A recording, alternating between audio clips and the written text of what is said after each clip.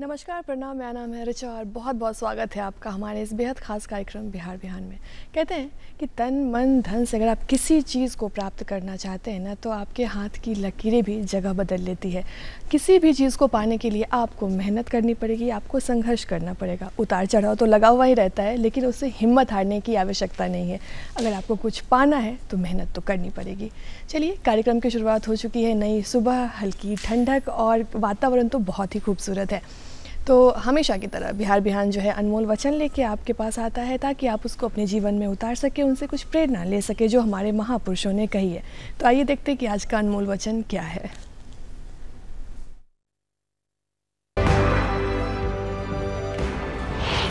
हमें ऐसी शिक्षा चाहिए जिससे चरित्र का निर्माण हो, मन की शक्ति बढ़े, बुद्धि का विकास हो और मनुष्य अपने पैर पर खड़ा हो सके। स्वामी विवेकानंद। कहते हैं डाकघर जो है ये एक शब्द नहीं है, ये एक भावना है जिससे हर एक की यादें जुड़ी हुई है। चाहे वो चिट्ठी हो, चाहे वो किसी का संदेश एक दूसरे को पहुंचाना हो। बहुत सारी ऐसी चीज़ें हैं जो हमें डाकघर से जानने की आवश्यकता है। बहुत कौतूहल का हमेशा से विषय रहा है कि आखिर वो कैसे होता है, कैसे संचार होता है, कैसे विस्तार होता है, क्या सेवाएँ हैं, क्या चीज़ें हैं जो हमें जानने की आवश्यकता है, क्या नई योजनाएँ हैं, क्या नई नीति है।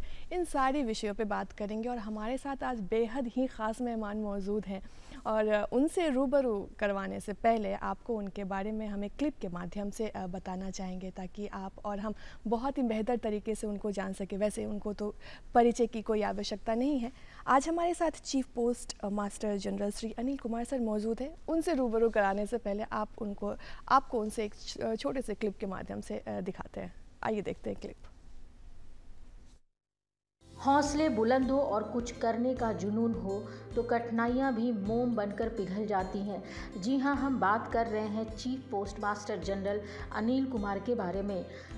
उन्होंने NIT, IIT और LLB की पढ़ाई करने के बाद भारतीय डाक विभाग में सेवा की शुरुआत की।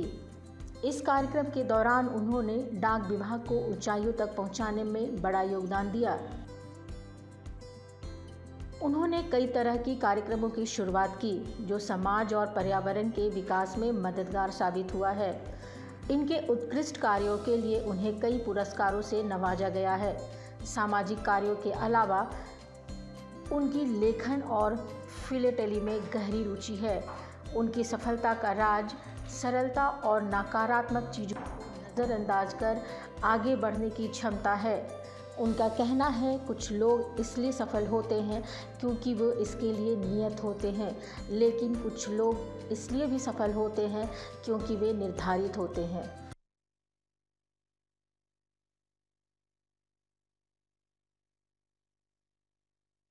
स्वागत करते हैं सर, बहुत बहुत स्वागत है आपका हमारे इस कार्यक्रम में। सर, से शुरुआत करेंगे आज आपके साथ कि आपने NIT, BTech, IIT Roorkee, MTech के आप पूर्व छात्र रह चुके हैं और फिर 1993 में आपने भारतीय डाक विभाग में सेवा शुरू की। तो कैसे शुरुआत की, कैसे इस क्षेत्र में आना हुआ? जैसा आपने पहले बैकग्राउंड में हमारे विभाग के बारे में बताया, बहुत ही सुंदर इंट्रोडक्शन आपने दिया। और जहाँ तक शुरुआत की बात है तो बचपन से जैसे अन्य बच्चों का लाइफ हमेशा एक्साइटिंग रहता है, एक्साइटमेंट से भरा रहता है, full of happiness, full of सिर्फ खुशियाँ ही रहती है। आज भी हम लोग उन बातों को याद करते हैं तो दूसरी दुनिया में चले जाते हैं। तो हमने भी अपने गांव के स्कूल से शुरू किया। उसके बाद एक नेशनल टैलेंट सर्च एग्जामिनेशन होता था, उस समय अभी भी होता है, उसके द्वारा मैं देवघर में पढ़ाई किया। फिर अनेक स्कूलों से पास करके मैं इंजीनियरिंग में ज्वाइन किया, BTech किया, MTech किया, फिर मैं MBA भी किया, लॉ भी किया। और उसके बाद कुछ दिन इंजीनियरिंग का जॉब करने के बाद, कई इंजीनियरिंग का जॉब करने के बाद ध्यान में आया या निर्णय लिया कि सिविल सर्विसेज लिखना चाहिए। और सिविल सर्विसेज लिखने के बाद हम लोग यहाँ इंडियन पोस्टल सर्विस ज्वाइन किए 93 में।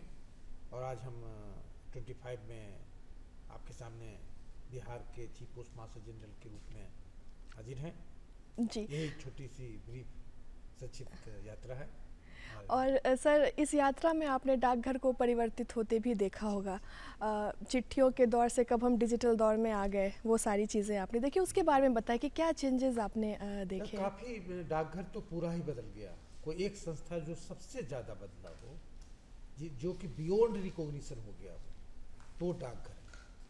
खास करके इसकी सेवाएं, इसकी तकनीक बिल्कुल ही बदल गई। हम लोग के आने तक चिट्ठियों का भरमार था। जब मैं यहाँ ज्वाइन किया था, जब मैं जीपीओ में था, मैं पटना के का सीनियर सुप्रिटेंडेंट पोस्ट ऑफिस था, मुजफ्फरपुर में था, तो एक एक दिन एक एक पोस्टमैन के बीट में कहीं कभी कभी 1,000 चिट्ठी होती थी। अभी सैकड़ा में होता है, सैकड़ों में होता है, मात्र हजार नहीं पहुँचता है। लेकिन एक चीज़ जो नहीं बदला, वो चिट्ठियों की संख्या जो मुख्यतः बदली, वो हस्तलिखित पत्रों की संख्या बदली। चिट्ठियों की संख्या में ज़्यादा परिवर्तन नहीं आया।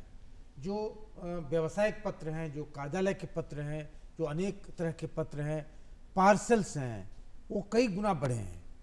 घटा क्या है? जो हस्तलिखित पत्र हैं। अब हम लोग करीब करीब हाथ से पत्र लिखना का बंद ही कर दिए हैं। ये बड़ा चेंज आया है सामाजिक स्तर पर, व्यक्तिगत स्तर पर। अभी हमारे देश में हार्डली 6 से 7 चिट्ठी प्रति वर्ष प्रति व्यक्ति लिखते हैं लोग, जबकि जो विकसित देश है, फ्रांस है, स्वीडन है, यूके है, जर्मनी है, यूएस है, वहाँ लोग सैकड़ों में प्रति वर्ष प्रति व्यक्ति पत्र लिखते हैं, सैकड़ों में। जबकि हमसे बहुत आगे हैं, हमसे ज़्यादा विकसित हैं। तो ये तकनीक की बात नहीं है, this is not due to technology only. This is कि हम लोग का जो सोशल ट्रांजिशन, जो सोशल लाइफ है या नेशनल लाइफ है, वो ट्रांजिशन के स्टेज में है। हम लोग विकासशील देश होने के चलते अभी क्लैरिटी नहीं है कि लाइवलीहुड और लाइफ का जो गैप है, जो फ़र्क है, उसको हम लोग फ़र्क नहीं कर पा रहे हैं, नहीं कर पाते हैं। क्योंकि आप जो काम कर रहे हैं, तकनीक से जो कर रहे हैं, जो लाइवलीहुड के लिए कर रहे हैं, जो प्रोफेशन में कर रहे हैं, जो डिजिटल आइडिया पर काम कर रहे हैं, वो आपका लाइवलीहुड है।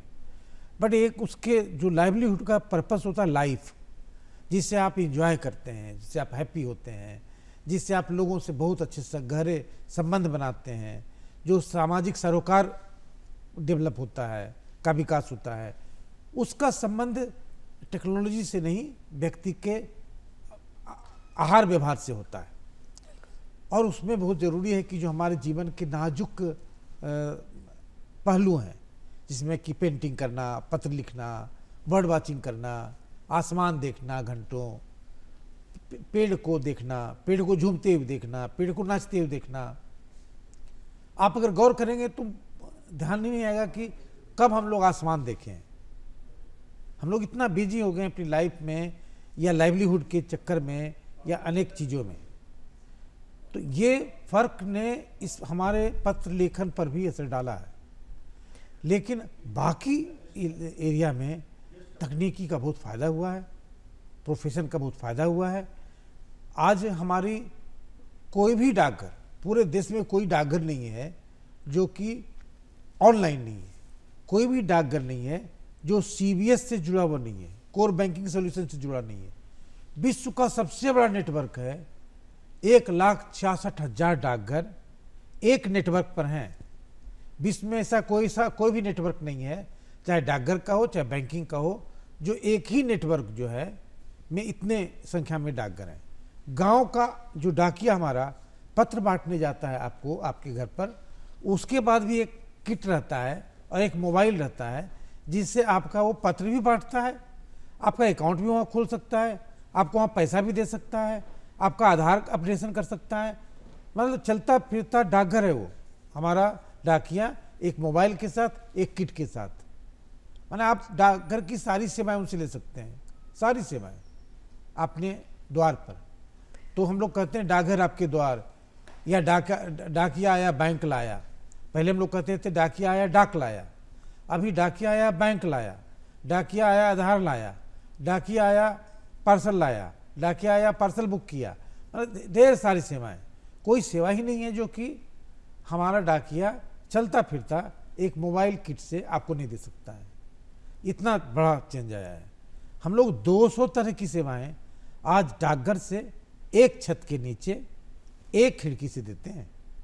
मतलब डाकघर चिट्ठी तो बांटता ही है, लेकिन आज की तारीख में सेवा बांटता है ज़्यादा। हम लोग सेवा बांटते हैं आज की तारीख में, वो हमारा कार्यक्षेत्र हो गया है। इतनी सेवाओं को हम लोग देते हैं। आप अगर 10 सर्विस की ज़रूरत आपको पर डे है तो 6, 7, 8 सर्विस हम डाकघर से देते हैं।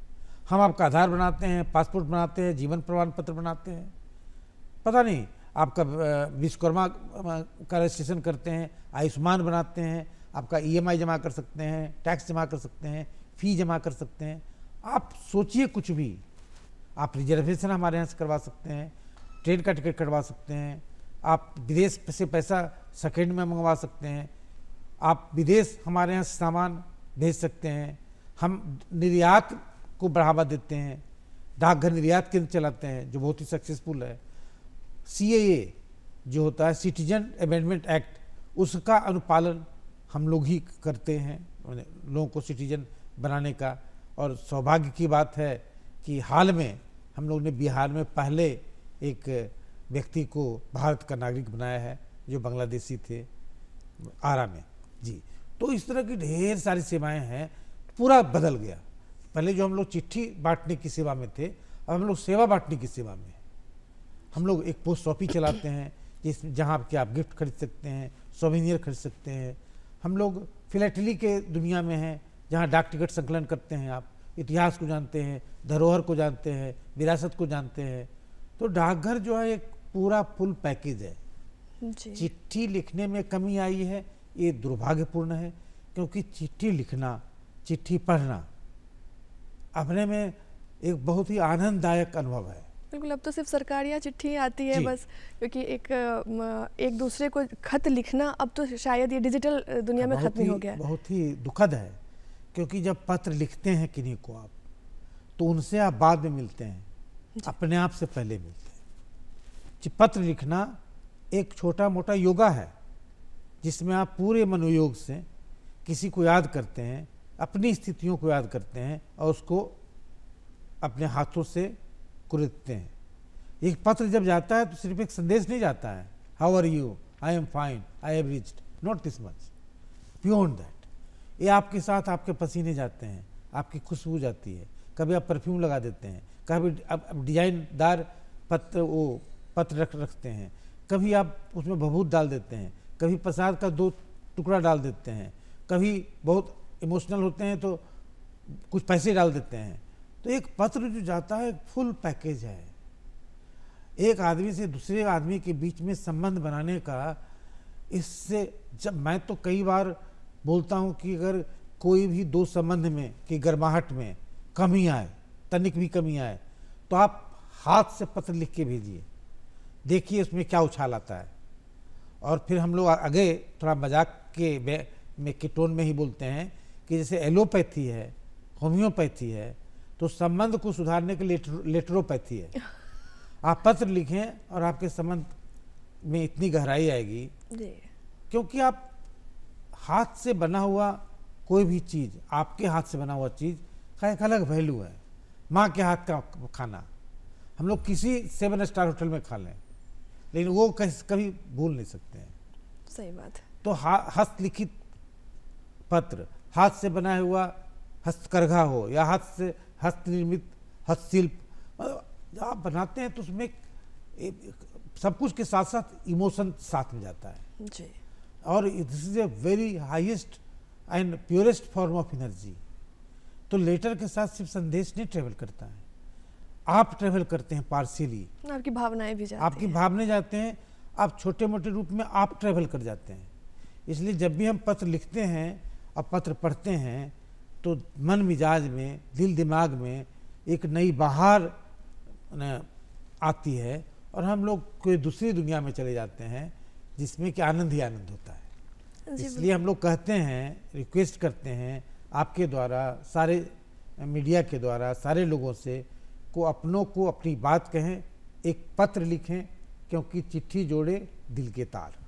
क्या बात है। और उम्मीद करते हैं कि आज की जनरेशन भी जो है वो इस चिट्ठी को समझे और इसकी महत्वता को समझे। सर आपने बहुत सारी ऐसी बातें कही, खास करके अब जो बिहार है हमारा वो एंटरप्रेन्योरशिप को बहुत बढ़ावा दे रहा है। उद्यमिता के क्षेत्र में बहुत सारे लोग आ रहे हैं, अपना काम कर रहे हैं। आपने निर्यात की भी बात कही और बढ़ावा की भी बात कही। बहुत सारे लोग यही सोचते हैं कि हम बड़ा करेंगे, एक्सपोर्ट करेंगे, तो और बहुत पजल हो जाते हैं उसमें। तो ऐसे लोगों के लिए क्या कहना जी? हमारे यहाँ तो हम लोग देखिए, डाकघर एक ऐसा चैनल है जो कि गांव को ग्लोबल स्तर पर ले जाता है। एक गांव में कोई प्रोडक्ट है, कोई इन्फॉर्मेशन है, कोई आइडिया है, अगर उसको न्यूयॉर्क पहुंचाना है तो एक ही जरिया और सबसे अच्छा जरिया है डाकघर। हम लोग इसलिए कहते हैं डाकघर आए निर्यातक बनकर जाएं। तो हम लोग बहुत ही आसान तरीके से लोगों को निर्यात करने के सारे फैसिलिटी देते हैं, फैसिलिटेट करते हैं, उनको सहायता करते हैं। उनका निर्यातक बनने का जो लाइसेंस होता है या कोड होता है वो हम लोग बनवाते हैं, अब बहुत आसानी से बनवाते हैं। जीएसटी में रजिस्ट्रेशन करवाते हैं, बैंक में अकाउंट खुलवा देते हैं। फिर कैसे ग्राहक खोजना है विदेशों में, उसके लिए हैंड होल्डिंग करते हैं, ट्रेनिंग देते हैं। इसका बाद जब आप भेजना की तैयारी करते हैं तो आपका हम पैकेजिंग कर देते हैं। जैसे पैकेजिंग विदेशों में चाहिए वो पैकेजिंग हम लोग कर देते हैं।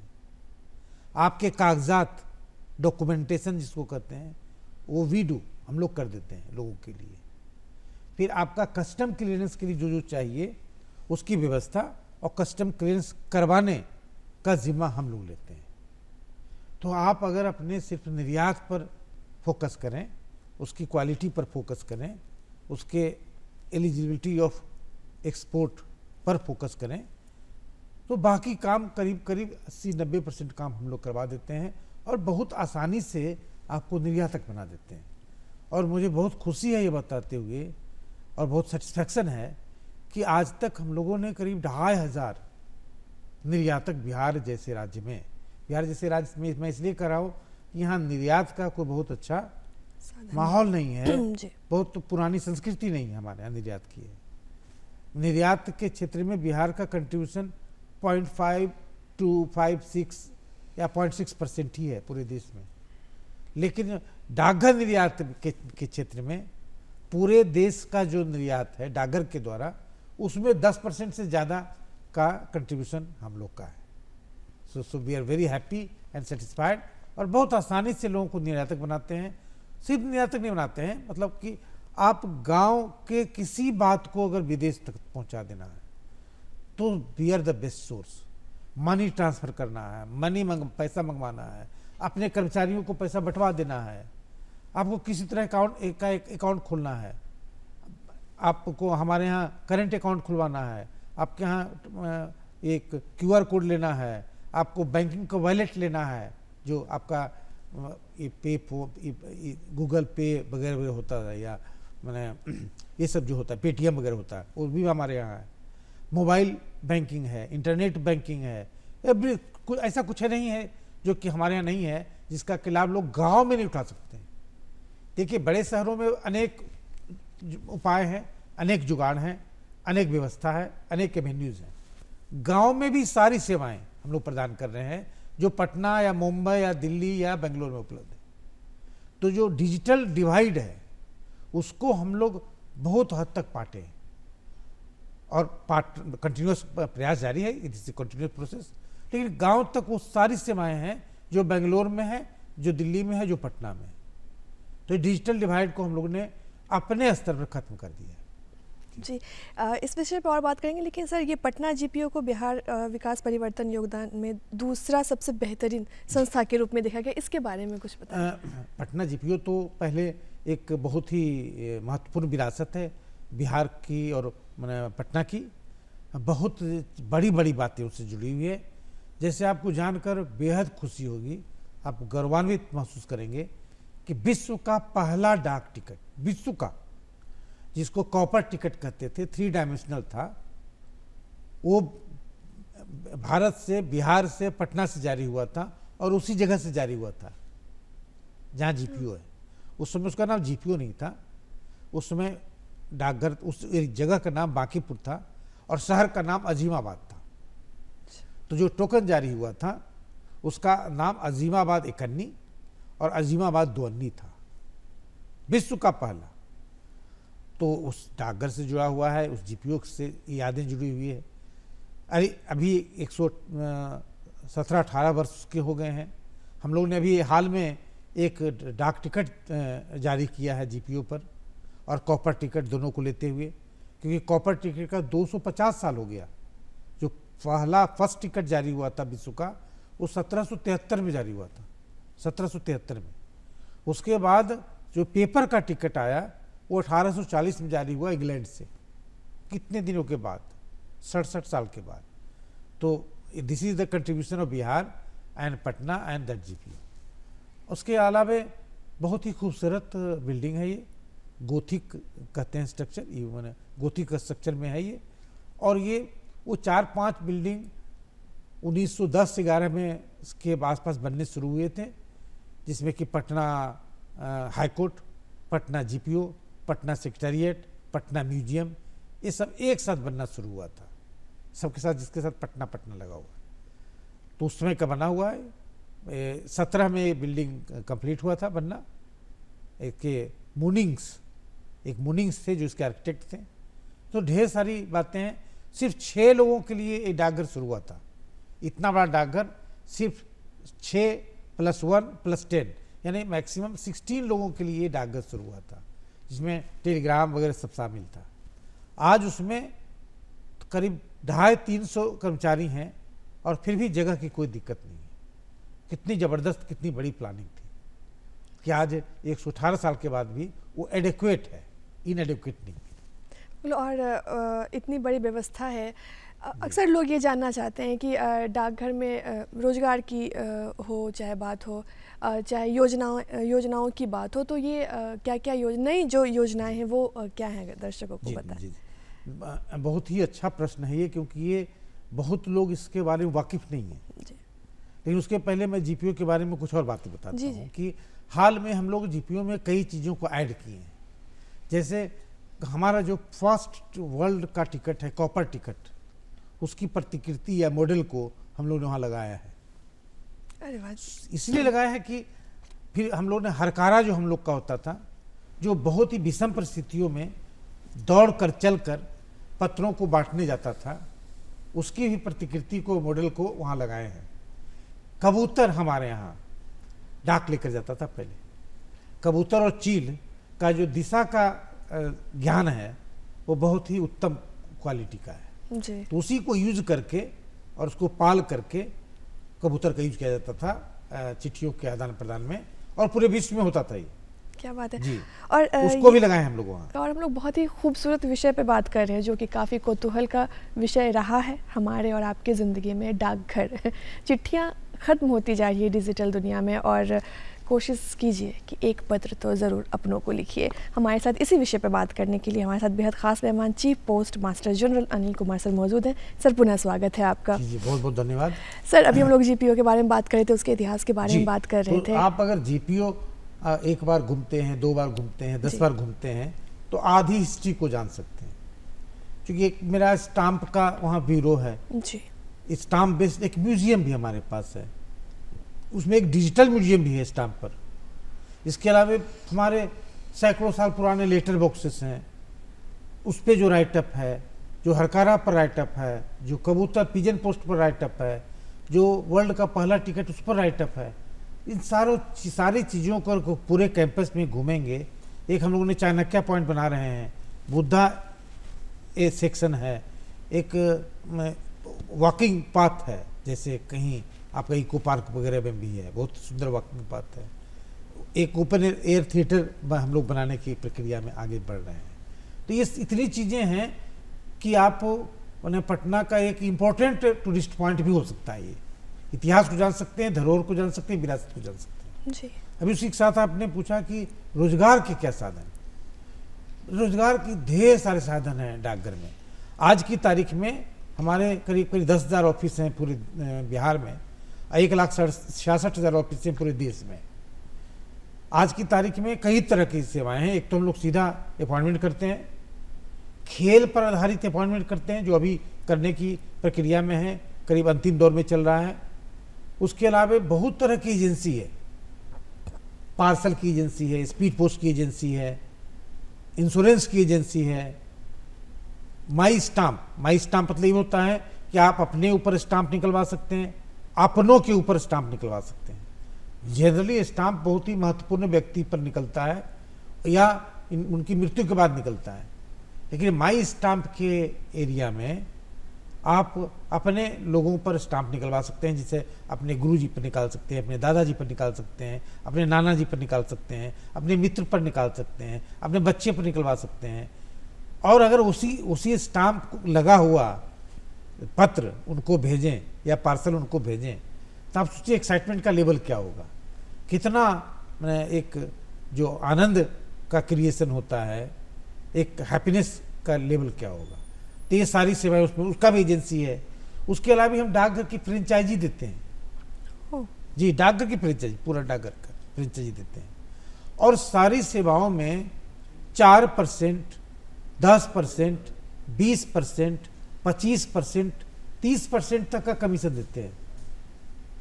हमारे जो फ्रेंचाइजी चला रहे हैं वर्षों से, वो लाखों में प्रति माह कमाते हैं, लाखों में। तो इतना अच्छा डाकघर का में रोजगार के साधन है। और चूंकि डाकघर भारत सरकार की संस्था है, सीधे भारत सरकार की संस्था है, तो इसमें इसकी विश्वसनीयता बहुत ज़्यादा है, गुडविल बहुत ज़्यादा है। इसलिए आपको मैंने यही एक संस्था है जिसको घर की संज्ञा दी गई है, डाक घर कहा गया है।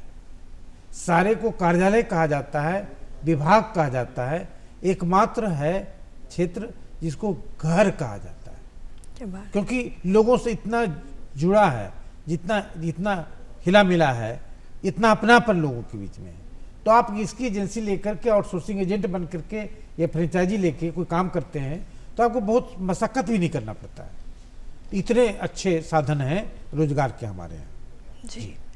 और जैसे कि अभी देखा गया है कि लोगों में जागरूकता का अभाव रहता है, और इसके कारण बहुत सारी चीज़ें लोगों तक, जन तक पहुंच नहीं पाती है। तो लोगों तक पहुंचने के लिए डाकघर कैसी जागरूकता अभियान करता है? एक तो हमारे बड़ी संख्या में डाकघर हैं, तो अपने डाकघरों में बैनर्स लगाते हैं, पोस्टर लगाते हैं।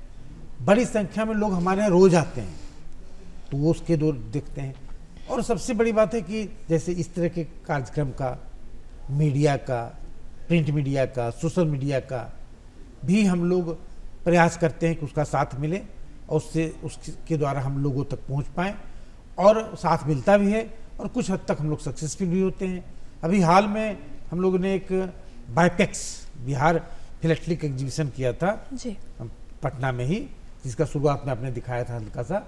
उसमें हम लोग इसका बहुत भारी प्रयोग किए, सोशल मीडिया वगैरह का, और बड़ी सफलता मिली। 3 दिन में वहाँ करीब करीब 40 से 50 हज़ार लोग विजिट किए, और करीब करीब 5,000 बच्चे पार्टिसिपेट किए। 150 टीम डांस में पार्टिसिपेट किए।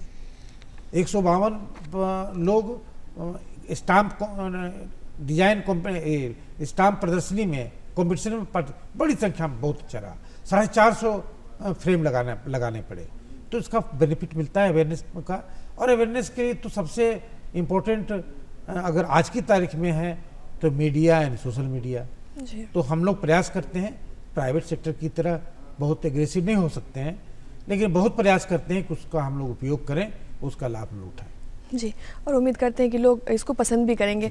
अब सर, आपके शौक़ के बारे में जनता भी जानना चाहेगी कि जो इतने खूबसूरत, ऑलरेडी आप जिस विभाग में हैं, लेकिन आपके शौक़, आप लेखनी भी है, टिकट्स भी है, ये सारी, इसके बारे में कुछ बताएं। जी, अगर शौक़ कहें तो पहला शौक़ मेरा है पढ़ने का। शायद ही कोई सप्ताह या महीना होता है जिसमें मैं एक किताब कम से कम नहीं पढ़ लेता हूँ। जी, तो ये पहला और सबसे इम्पोर्टेंट शौक़ मेरा ये है। दूसरा शौक़ मेरा है जिसकी चर्चा आपने किया, ये गार्डनिंग का और इंटीरियर्स बनाने का। मैं दूसरे लोगों के लिए भी इंटीरियर्स बनाता हूँ, जबकि मैं दूसरी सर्विस में हूँ, लेकिन मैं दूसरे लोगों के लिए भी इंटीरियर्स बनाता हूँ। और अपना भी कुछ ना कुछ करता रहता है उस पर। जैसे फ्लावर्स में, गार्डनिंग में at one point of time GPO में 125 तरह के गुलाब थे, अभी ख़त्म हो गए हैं बरसात में डूबने के चलते। मैं जब पिछला बार यहाँ था तो उसमें करीब 125 तरह के गुलाब लगाए थे। गुलाब बहुत तरह के होते हैं, उससे 400-500 तरह के गुलाब हैं, 125 तरह के गुलाब लगाए थे। अपने भी गार्डन में हमने हाल तक करीब 5000 गुलाब के पेड़ लगाए हुए थे, 5000 जो गुलाब के, जरबेरा के, वगैरह वगैरह। तो दूसरा एरिया मेरा गार्डनिंग कहिए या हॉर्टिकल्चर कहिए या फ्लोरिकल्चर कहिए, ये है। और छोटे स्तर पर, बड़े स्तर पर नहीं, छोटे स्तर पर मैं स्टाम्प भी कलेक्ट करता हूँ और लिखता हूँ। मैं अभी तक मैं करीब 6-7 बुक्स लिखा हूँ डिफरेंट सब्जेक्ट्स पर, और मेजरली जो लिखा हूँ वो हिस्ट्री पर, हिस्ट्री नहीं आप विरासत पर कहेंगे, और स्टाम्प और विरासत को जोड़ करके, स्टाम्प और गांधी जी को जोड़ करके, स्टाम्प और बिहार के हेरिटेज को जोड़ करके, इस बिहार की ग्लोरी को लेकर के बच्चे कैसे हॉबी डेवलप करें उस पर, ये सब कुछ लिखा हूँ। यही कुछ चीज़ें हैं जो। और स्टैम्प के बारे में सर कुछ बताएं कि stamp collection? Stamp collection, stamp तो पहले एक छोटा सा पेपर है का टुकड़ा जो है, वो पेपर का टुकड़ा नहीं है बल्कि एक पूरी कहानी है। वो every stamp tales a story, एक हर स्टाम्प के पीछे एक कहानी है, एक इतिहास है, एक धरोहर है। एक स्टाम्प जो है आपको विदेश के बारे में इतनी जानकारी दे देता है जितनी जानकारी आपको छोटी मोटी किताब पढ़ के नहीं होगी। जैसे स्टाम्प के साथ एक फर्स्ट डे कवर निकलता है, फर्स्ट डे कवर, एक ब्रोशर निकलता है, तो अगर आप तीनों चीज़ को पढ़ेंगे तो स्टाम्प कहाँ का, पहले स्टाम्प ही देखेंगे तो स्टाम्प का कलर दिखेगा, स्टाम्प में करेंसी का मार्क दिखेगा, स्टाम्प में कंट्री का मार्क दिखेगा, स्टाम्प में उस कंट्री के जो क्या कल्चर है उसका रिफ्लेक्शन दिखेगा, उसकी पेंटिंग्स दिखेगी, उसके कलर कॉम्बिनेशंस दिखेंगे, उसके स्ट्रोक्स दिखेंगे, उसके पैटर्न्स दिखेंगे, उसके जगह का नाम दिखेगा, उसके जगह दिखेंगे। तो आप stamp is a kind of mini ambassador, एक कंट्री को दूसरे कंट्री से, एक कंट्री के लोगों को दूसरे कंट्री से सीधे जोड़ देता है। बिल्कुल। और जैसे आप स्टाम्प कलेक्शन आप करते हैं तो एक बहुत ही साइकोलॉजिकल और साइंटिफिक का स्टडी है कि collection is a human hobby. कोई स्टाम्प कलेक्ट करते हैं, कोई सामान कलेक्ट करते हैं, कोई साड़ी कलेक्ट करते हैं, कोई शर्ट कलेक्ट करते हैं, कोई टाई कलेक्ट करते हैं। कलेक्शन इज ए हॉबी, जिसको कलेक्टोमैनिया भी कहते हैं। तो जैसे स्टाम्प कलेक्ट करते हैं तो आपके एक इनर्ट, इनहेरेंट नीड का सेटिस्फैक्शन होता है, एक इनर्ट और इनहेरेंट नीड सेटिस्फाई होता है। और जब भी आप स्टाम्प के एल्बम को देखते हैं, आप जितना भी थक कर आए, 15-16 घंटा काम करके आए, और आप अपने स्टाम्प कलेक्शन को आप 5 मिनट के लिए देख लें, आप सब कुछ भूल जाएंगे, पूरा दुनिया आपकी बदल जाएगी और आप फिर से फ्रेश हो जाएंगे। तो दिस इज हॉबी। आप जब, हॉबी वही चीज़ है कि आप कितना भी घंटा काम करें कभी आप थकेंगे नहीं, क्योंकि आप आपके पैशन से और इनर डिजायर से जुड़ा हुआ है वो। इसी को कहते हैं इकिगाई जापान में, कि आप अपने पैशन का काम करते हैं तो थकते भी नहीं हैं, कभी उसमें बूढ़ा नहीं होते हैं आप, और कभी उसको छोड़ने का मन नहीं करता है उस काम को। तो स्टाम्प कलेक्शन हम लोग विभिन्न सोर्स से करते हैं, एक दूसरे को गिफ्ट करते हैं, उससे दोस्ती बढ़ती है। इससे पेन पॉल्स बनाते हैं पत्र लिख करके स्टाम्प कलेक्शन के लिए, जो पत्र आते हैं उसमें स्टाम्प निकालते हैं, और जो कॉमेमोरेटिव स्टाम्प निकलते हैं, स्मारक डाक टिकट, उसका आप हमारे जीपीओ से खरीद सकते हैं। हमारे यहाँ डिपॉजिट अकाउंट खोलने का एक प्रावधान है, जिसमें अगर अकाउंट आपने खोल लिया तो बिना किसी रजिस्ट्री शुल्क का आपको जितने स्टाम्प टिकट निकलेंगे या जिस तरह के स्टाम्प का आप मांग करेंगे, आपके घर पर पहुंचाया जाएगा बिना कॉस्ट का। बच्चों के लिए इतनी अच्छी हॉबी है, इसको कहते हैं कि most creative tool of learning. किसी चीज को बहुत ही अच्छे तरीके से सीखना है तो सबसे अच्छी हॉबी है। बिल्कुल। और जब इस क्षेत्र में आना होता है तो सबसे ज़्यादा स्ट्रेस भी होता है, चुनौतियाँ भी बहुत सारी आती हैं, तो ऐसा आपको कब लगा कि ये बहुत टफ है लेकिन हम कर सकते हैं? रिगार्डिंग स्टाफ कलेक्शन, रिगार्डिंग जी। अच्छा, ये चुनौती तो बेसिकली मेंटल है, मानसिक स्तर का reflection and response to the situation है। एवरी डे आप किसी भी काम में रहें, अगर बेटर बेटर बेटर बेटर करना चाहते हैं तो एवरी डे इज ए चुनौती and every day it is opportunity. यानी आपका मेंटल रिफ्लेक्शन या रिस्पॉन्स क्या है, उसको अपॉर्चुनिटी मान सकता है, उसको चुनौती मान सकता है। और आप किसी भी सर्विस में रहें या किसी भी जॉब में रहें, चाहे जॉब कोई भी हो, ये अगर गौर करेंगे तो एवरी डे ये है। आप उसको अगर पॉजिटिवली लेंगे तो अपॉर्चुनिटी है, अगर आप स्ट्रेसफुल रहेंगे तो आपको चुनौती है। तो मैं इसी के बीच में मैंने झूलता रहा, चुनौती और अपॉर्चुनिटी के रूप में। ज़्यादातर समय में मैं इसको अपॉर्चुनिटी ही मानता हूँ, क्योंकि डाक विभाग बहुत ही व्यापक विभाग है। एक डाक विभाग से आप इतनी चीज़ें कर सकते हैं और करते हैं। जैसे अभी इंश्योरेंस की बात किया जी। हमारा डाक जीवन बीमा है, सबसे पुराना इंश्योरेंस है, सबसे कम प्रीमियम पर सबसे ज़्यादा बोनस हमारा है। 140 साल पुराना बीमा लोग करते हैं। खुदा न खास्ता कभी कुछ हो जाता है तो उसके लिए कितना बड़ा संबल बनता है ये। उसी तरह हमारे यहाँ सुकन्या है, समृद्धि योजना जी। अपनी बेटियों को कहते हैं कि रानी बनाएंगे। तो बेटी को अगर रानी बनाना चाहते हैं तो सबसे अच्छा और सबसे पहला तरीका है कि आप उनके नाम पर सुकन्या खाता खोलें और आज ही खोलें। और हम लोग सब मिलकर के कोशिश करें कि पूरे राज्य में, पूरे देश में, अपने मोहल्ले और इलाके में एक भी बेटी जो 10 साल की से कम की है वो नहीं बचे जिसके नाम से खाता नहीं हो एक सुकन्या समृद्धि योजना का। हर बेटी के नाम पर हो। बेटी सशक्तिकरण और नारी सशक्तिकरण का इससे बेहतर तरीका कुछ भी नहीं हो सकता है। और सबसे ज़्यादा इंटरेस्ट रेट है और कोई टैक्स नहीं है। ये एग्जेम्प्ट कैटेगरी में आता है। उसी तरह नई योजना हम लोगों ने भी शुरू किया है, वात्सल्य पेंशन योजना, जो एनपीएस है जी। एनपीएस पेंशन योजना स्कीम है। तो अब पहले 18 साल की उम्र में होता था, अब आप 0 साल के बेटा बेटी के नाम पर भी पेंशन का खाता खोल सकते हैं। 18 साल तक आपके केयर ऑफ में चलेगा, गार्जियनशिप में चलेगा।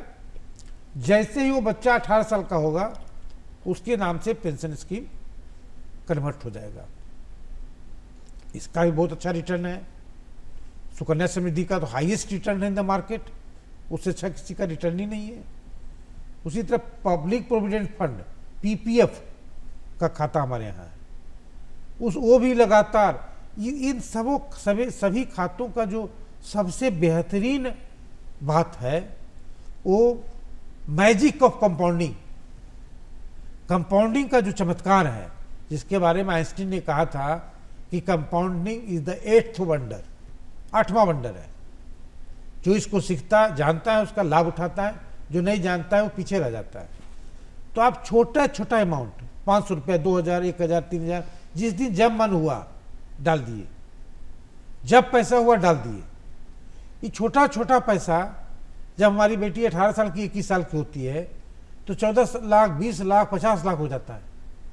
पीपीएफ में आप छोटा छोटा अमाउंट डालते हैं। हम लोग जब ज्वाइन किए थे सर्विस तो 100, 150, 50 इस टाइप के अमाउंट डालते थे। आज वो लाखों में हो गया है, कब हो गया पता नहीं चला। तो छोटा छोटा अमाउंट आपको बड़ा रिटर्न देता है, आपके भविष्य को सुरक्षित करता है, क्योंकि बचत की आदत और सही जगह उसका निवेश सबसे अच्छी सुरक्षा है, सबसे अच्छी बीमा है। वो सब डाकघर में उपलब्ध है।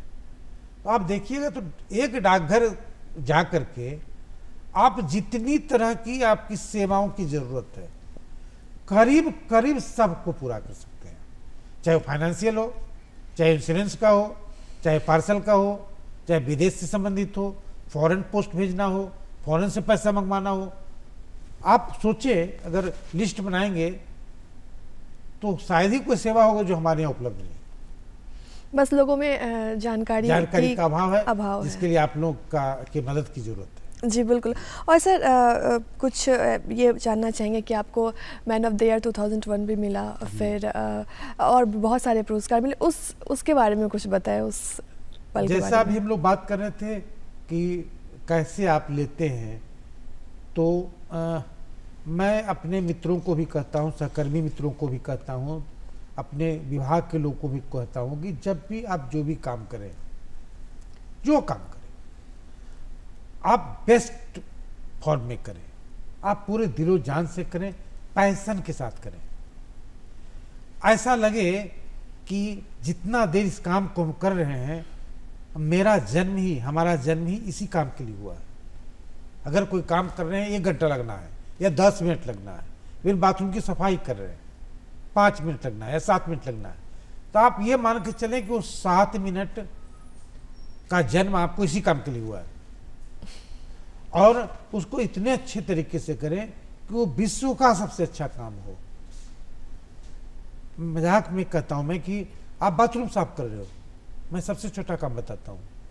इस छोटा काम नहीं है, लेकिन महत्वपूर्ण काम है, लेकिन मान लीजिए छोटा काम मान लेते हैं, तो आप ऐसा सफाई करो कि मन में ये भाव रहे कि आज अगर विश्व की कोई प्रतियोगिता हो तो हमारा बाथरूम ही बेस्ट बाथरूम हो। जी, जैसे जापान में लोग टॉयलेट कल्चर चलाते हैं, उसमें जब गेस्ट उनके यहाँ आते हैं तो सबसे पहले उनको टॉयलेट ले जाते हैं, मतलब कि वॉशरूम ले जाते हैं। वॉशरूम वो ये दिखाते हैं कि हमारा वॉशरूम अगर ऐसा है तो मेरा ड्राइंग रूम और बेडरूम कैसा होगा, इतना सुंदर है। तो ये भाव को अपने में भी कल्टीवेट करने की कोशिश मैं लगातार किया कि जिस काम को भी कर रहे हैं, मैं इंजीनियरिंग बैकग्राउंड से हूँ, आ गया पोस्टल सर्विसेज में, कोई इसका संबंध नहीं था, लेकिन जब आ गया तो ये भाव से हमेशा काम किया कि इसमें बेस्ट क्या कर सकते हैं, और क्या कर सकते हैं, और क्या कर सकते हैं। और इस तरह से हम लोग करते गए अपने सहकर्मी मित्रों के साथ मिलकर के, जो हमारे विभाग के लोग हैं। जितनी भी उपलब्धि छोटी बड़ी हुई है, उसमें 1-2-5% मेरा योगदान है, 90 से 95% उन सबों का योगदान है जो मेरे साथ रहे, चाहे उनके सहयोग, काम के सहयोग में हो, उनके विचार के सहयोग में हो, या उनके भाव और ब्लेसिंग्स के रूप में हो। इसका बहुत महत्व होता है जी। And we should be very grateful about it कि इतने लोग पॉजिटिव भाव आपके लिए रखते हैं या आपके साथ चलने को तैयार है। तो इन सबों को मिला करके जो एक इफेक्ट बनता है, जो एक एनर्जी बनती है, उसी का रिजल्ट है कि मैन ऑफ द ईयर मुझे 2000 में मिला। मैंने अनथिंकेबल था, और उसमें भी बड़े बड़े लोगों को कंपटीशन में मिला, ऐसे लोगों को कंपटीशन मिला जो परिकल्पना से बाहर थी।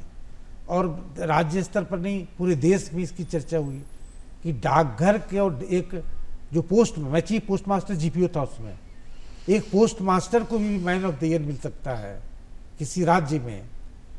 तो ये मुझे लगता है कि सारे एनर्जी का जो कॉम्बिनेशन था, हमारी भी पॉजिटिव एनर्जी होगी, भगवान का आशीर्वाद होगा, माँ पिता का आशीर्वाद होगा, और सबसे ज़्यादा जो साथ में हमारे लोग हैं, मित्रगण हैं, सहकर्मी मित्रगण हैं हमारे, जिनको हम कर्मचारी, उन्हीं के बारे में सहकर्मी मित्र कर रहा हूँ, वो सबों का साथ में अच्छे से काम करना और अच्छे भाव से काम करना और काम के बारे में अच्छा भाव रखना, ये सब मिला करके जो एक पैकेज बनता है, उसी के चलते कोई काम के ऊंचाई पर जाता है। और चाहे ये पुरस्कार मिले हों, चाहे वो पुरस्कार मिले हों, सही बात है कि छोटे मोटे कई पुरस्कार मुझे मिले। 2015 में आपने ये मगध रत्न भी मिला मुझे, आइकन ऑफ इंडिया का भी एक अवार्ड मिला मुझे आउटलुक मैगजीन के द्वारा, और इस तरह के और भी प्रभात खबर ने भी मुझे झारखंड में दिया था आइकन का, टाइम्स ऑफ इंडिया ने बिहार में दिया है बिहार आइकन का।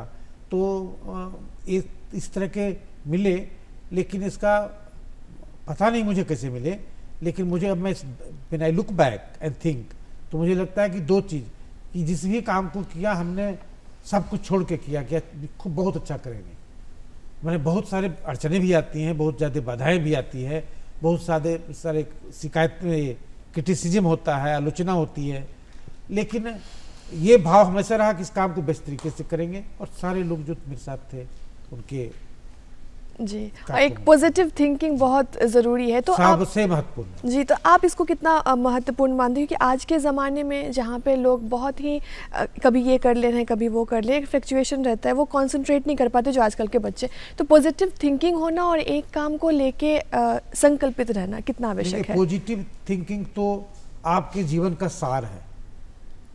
आप जितना पॉजिटिव थिंकर होंगे, जितना पॉजिटिव सोचेंगे, सब कुछ आपके जीवन में अच्छा होता चला जाएगा। कोई भी 2 महीना, 3 महीना, 5 महीना प्रैक्टिस करके देख ले कि हम आज नेगेटिव नहीं सोचेंगे दिन भर, और 1 महीना नहीं सोचेंगे, आप पहचान नहीं पाएंगे कि आप ही वो व्यक्ति हैं।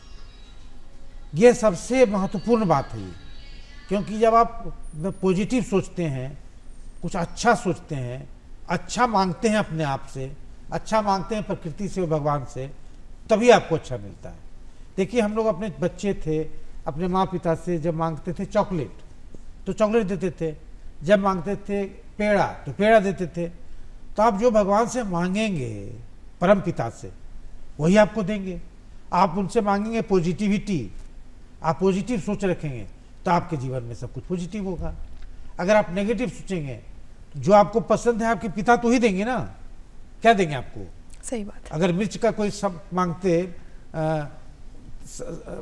कोई सामान, मिर्च से बना हुआ कोई सामान मांगते, तीखा कोई सामान मांगते अपने पिता से, तो सामान देते तीखा वाला आपको। तो परम पिता तो उससे बहुत बड़े हैं। तो ये तो पॉजिटिव होना इज द सार, सब कुछ का सार है। और फोकस्ड रहना, पॉजिटिव रहना और फोकस्ड रहना, ये मैनिफेस्टेशन जिसको कहते हैं जी। आपकी जिसकी चर्चा आपने शुरुआत में किया था कि आप कोई चीज़ को शिद्दत से चाहेंगे तो पूरी कायनात षड्यंत्र करेगी इसको पूरा करने के लिए। इसको अल्केमिस्ट का एक सेंटेंस है, अल्केमिस्ट का से आया ये। तो ये पॉजिटिव रहना, फुल ऑफ एनर्जी रहना और फोकस्ड रहना, ये 2 चीज़ अगर आप कर दिए तो आप जो चाहेंगे मैनिफेस्ट होगा। मैनिफेस्टेशन का ये तरीका है। क्या बात है। और उम्मीद करते हैं कि क्योंकि आपने इतनी बड़ी उपलब्धि हासिल की है, आपने इतने बड़े बड़े काम किए, इतने अच्छे काम किए हैं और इतनी पॉजिटिव थिंकिंग के साथ की, उम्मीद करते हैं कि दर्शकों को भी आज का ये जो वार्तालाप है बहुत ही पसंद आया होगा। सर, इतनी अच्छी बात करने के लिए और डाकघर के बारे में इतनी जानकारी देने के लिए और हमारे शो की शोभा बढ़ाने के लिए आपका बहुत बहुत धन्यवाद। बहुत धन्यवाद। नमस्कार। और चलिए, वक्त हो चला है आपसे विदा लेने का, लेकिन हमेशा की तरह आपके ख़त का इस डिजिटल ज़माने में भी हमें इंतज़ार रहता है। तो कैसा लगा हमारा प्रोग्राम और कैसी लगी हमारी बातचीत, ये ज़रूर ख़त लिख के बताएं। उठाइए अपना कलम और लिखिए हमारा पता। हमारा पता है बिहार बिहान, दूरदर्शन केंद्र, फ्रेजर रोड, पटना 800001। हमारा ईमेल एड्रेस है director@ddkpatna@gmail.com।